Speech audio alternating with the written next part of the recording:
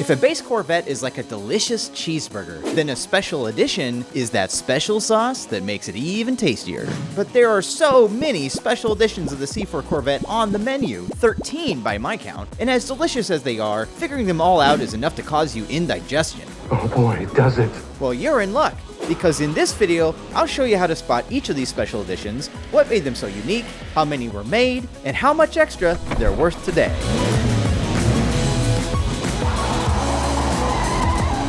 Hi there, my name is Brad, and I am a sucker for special edition cars. In fact, I'm so big of a sucker that I own one, this 1996 Collector Edition, which we'll get to later. Today we'll be focusing on the 13 unique C4 packages that were available through Chevy dealerships and were street legal. So let's get started in the order of their release.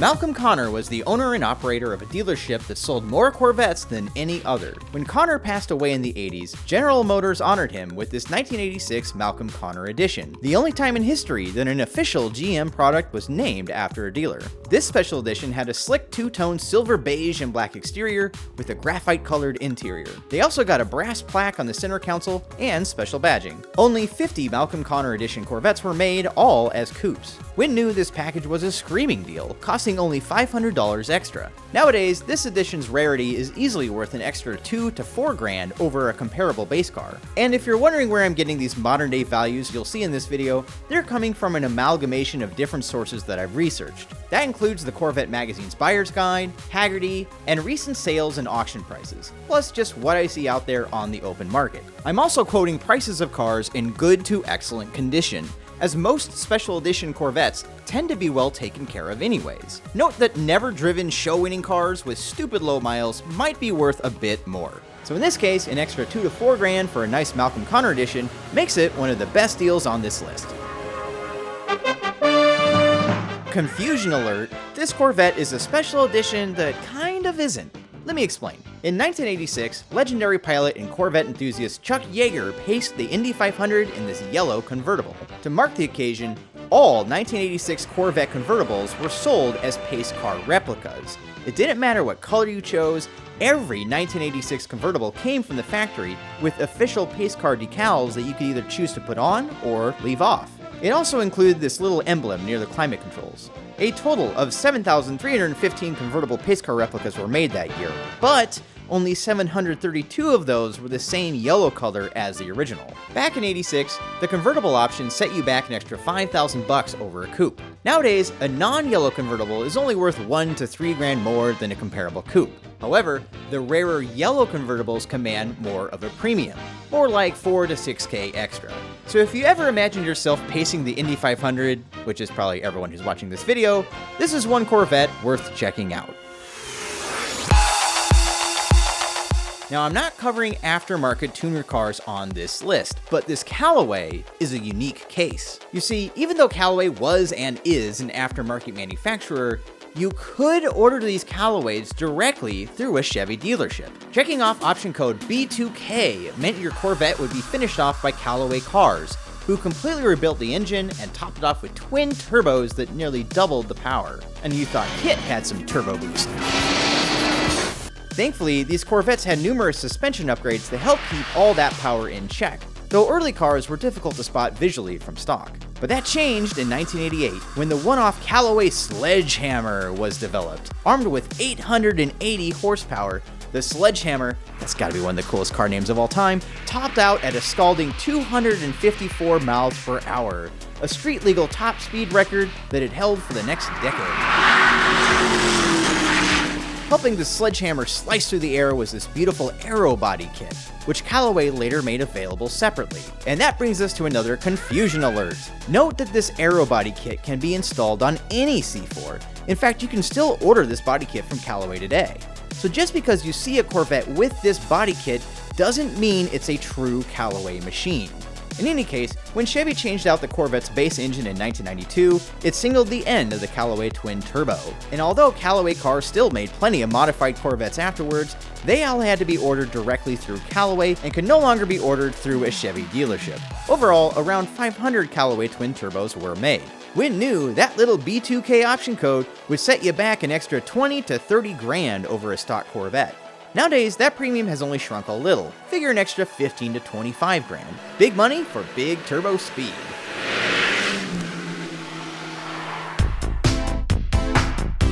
The name says it all. The 35th anniversary edition was made to honor 35 years of Corvette production.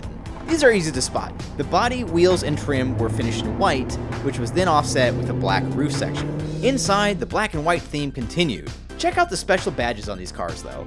In the middle you have the contemporary C4 logo, and on the left you have the logo from the very first Corvette. Gotta be my favorite Corvette badge. And you can find this design on the front fenders, and on a plaque behind the shift knob that also includes the build number. Chevy made a little over 2,000 of these, and they were only offered as coupes. In 1988, these carried a hefty premium of $4,795 over a base car, and that's about the premium they still hold today. It just doesn't get much radder than these.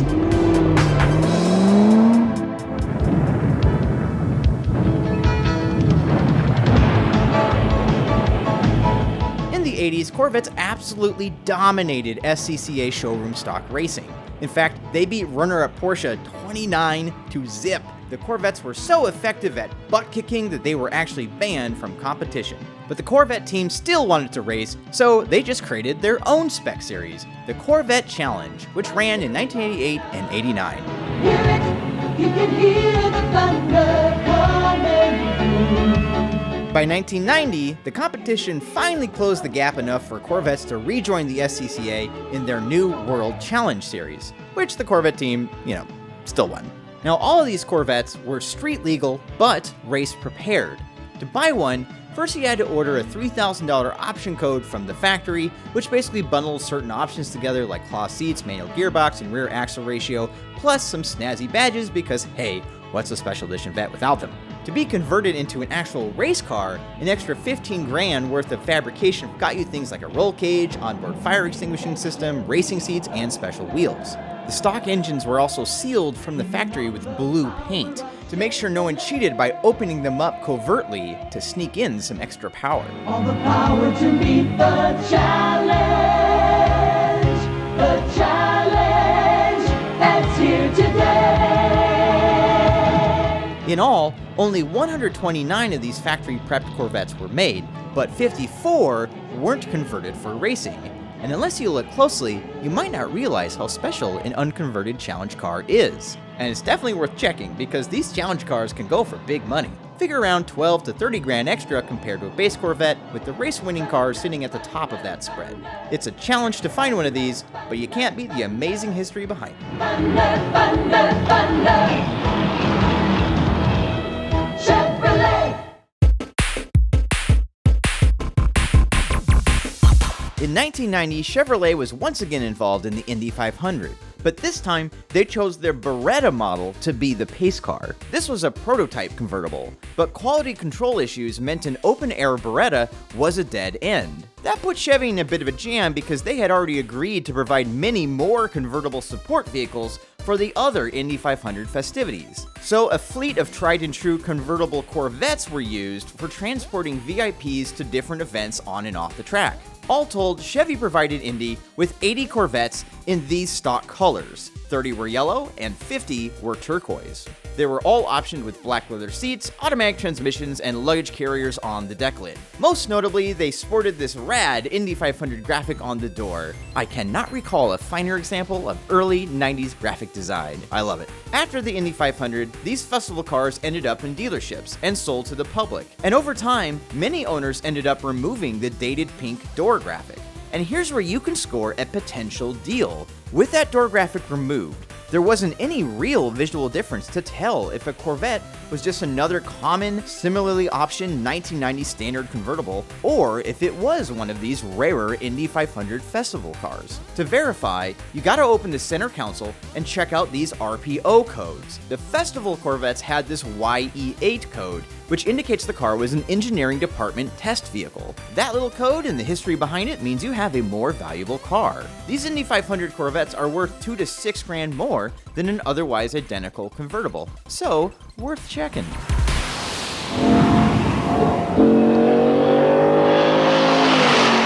Oh yeah, the ZR1, now we're talking. While there were numerous tweaks that made a ZR1 special, The star of this King of the Hill Corvette was a state-of-the-art engine christened the LT5. Even though it displaced 5.7 liters, just like the standard engine, the LT5 had 4 cams, 32 valves, and held an astonishing 12 quarts of oil. The upshot was huge power for the day, 375 horsepower, which rose to 405 in 1993.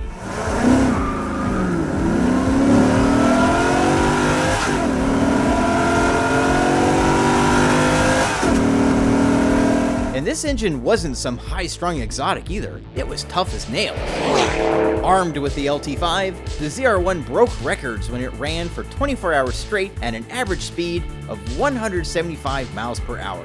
But all that world-class engineering had a big cost. When new, a ZR1 option would set you back an extra 30 grand over a base coupe, almost doubling the price. And for all that dough, most years didn't look that different from a base coupe either. You have to have sharp eyes to notice the wider rear bodywork that covered the fatter tires in the ZR1. And while later years added ZR1 badges to help car spotters, they were as itty-bitty as the ZR1 sales figures. Sales dwindled in later model years until 1995 when the ZR1 was ultimately canceled. The king is dead. Long live, well, the Grand Sport, which we'll get to later. All told, 6,939 C4 ZR1s were made. All coupes with manual transmissions, with the vast majority being sold in the early years. That's why nowadays, early ZR1s can be had for only around 10 to 12,000 more than a base car, while the later years go for more, figure 14 to 24 grand extra. Big money, but that's what you pay to be king of the hill. This is the 40th anniversary edition, 1993 Corvette. Super big confusion alert on this one because this is the most confused special edition there is. Alright, let me clear this up. To celebrate 40 years of Corvette production, Chevy embroidered the leather headrest of all 1993 Corvettes with this 40th anniversary logo. But just because a Corvette has this badge does not mean it's an actual 40th anniversary package. To get that, you had to order the Z25 option code, which meant the exterior and interior were finished in this snazzy ruby red color, with a slew of special badges throughout. So ruby red and badges all over equals 40th anniversary package, not just the headrest badging, which even base cars had. In any case, the 40th package could be ordered as a coupe, convertible, or even as a ZR1. 6,749 40th anniversary packages were sold, nearly a third of all Corvettes sold in 1993. It was pretty popular because it was pretty affordable, only costing $1,445 extra. As such, they command just a minor premium these days, figure an extra 2 to 3 grand more. If you dig the color, the 40th anniversary package was, and is, a great bargain. Sunday, Sunday, Sunday! NASCAR Winston Cup comes to the Indianapolis Motor Speedway for the first time in 1994 for the inaugural Brickyard 400. Chevy provided 25 Corvette convertibles for the occasion. Some were red on red, some were black on black. This is a similar situation to the 1990 Indy 500 festival cars that I went over earlier. Because these Corvettes weren't pace cars used during the race, that honor went to the just-released Chevy Monte Carlo, seen here in white. Instead, these Corvettes were parade cars used before the race. These Vettes circled the track during driver introductions, with each convertible carrying 2 of the star drivers. Oh, and Brook 2, I guess. The only visual differences from stock with these cars were special decals on the side and the 2 drivers' names that were stuck on the hood. Mechanically, it's rumored that these cars received some hot rod tuning from the factory, but I couldn't find any solid verification of this, so the truth is out there. What's truly crazy is that after the race, most of the 25 cars were returned to dealers, stripped of their decals, and sold just like any other Corvette. So, if you have a red or black 1994 convertible, who knows, it might just be one of these very rare parade cars. And if so, you are sitting on a gold mine. Compared to a standard 94 convertible, a Brickyard Corvette is worth double, easily fetching an extra 15 grand. This isn't a special edition per se, but it's a super rare and valuable curiosity that's worth a quick mention. For 94, Chevy introduced this rad new color called Copper Metallic, but they quickly realized getting this funky hue to match panel to panel was wrought with quality control issues. So after just 3 days of manufacturing, Chevy pulled the plug on this color. Only 116 Corvettes ended up getting painted Copper Metallic in both coupe and convertible form. When bought new, these cost nothing extra, but nowadays the rarity of the color definitely adds value, somewhere around 3 to 7 grand extra. So now you know, if you spot a C4 in this color, you found one very rare Corvette. the official pace car itself, the Corvette, beautiful machine. In 1995, a Corvette once again paced the Indy 500. And this time, Chevy went all out on the looks, which are, let's say, striking. It was draped in a purple on white paint scheme, topped with splashy decals. The inside had an equally gnarly purple and black color scheme, with the Indy 500 logo stitched into the headrests. Only 527 of these replicas were made, all convertibles, all automatics. When new, the replica package cost $2,816 extra. That was a dang good investment because today, the pace car replica is worth $6,000 to $10,000 over a base convertible. Almost all of these ended up in collectors' hands and are rarely driven. So if you dig the splash and you have the cash, it's easy to find one today that still looks brand new.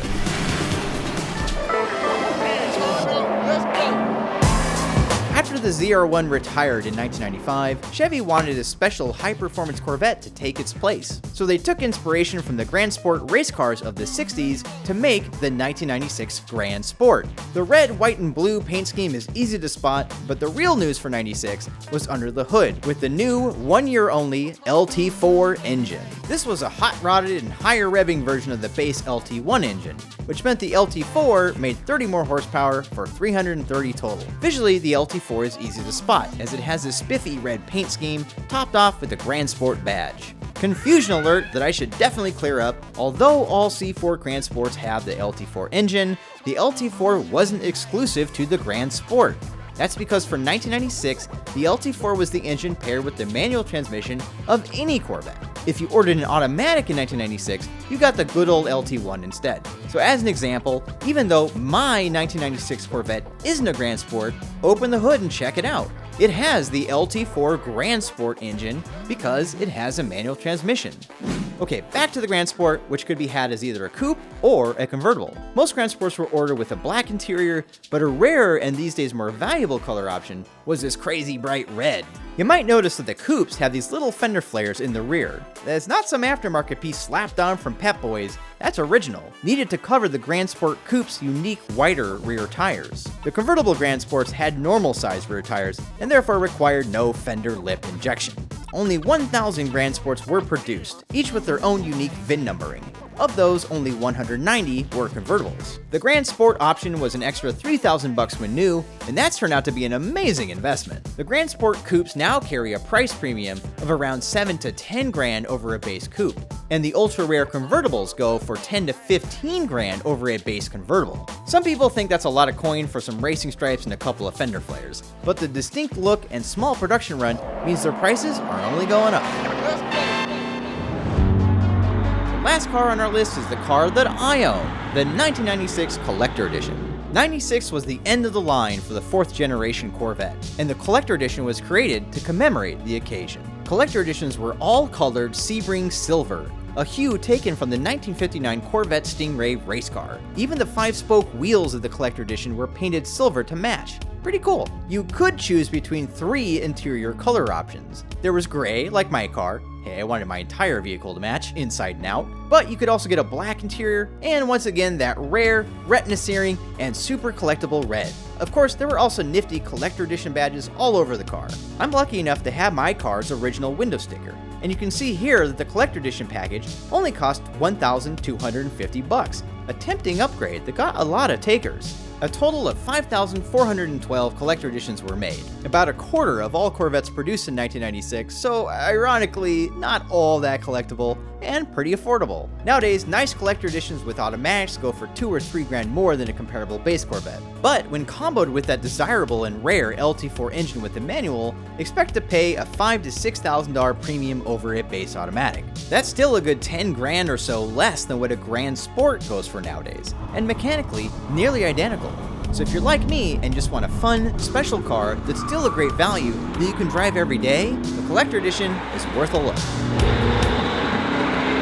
There you have it, all 13 special editions of the C4 Corvette. But now let's hear from you. Any special edition C4s that I forgot to mention? Do you own any of these editions? And if so, how have you liked it? What's your favorite special edition car? Let me know in the comments below. I love hearing your thoughts. And be sure to subscribe and hit the bell notification icon so you don't miss more Retro Cars Forever coming to you each month. Thanks for watching. We'll see you next time.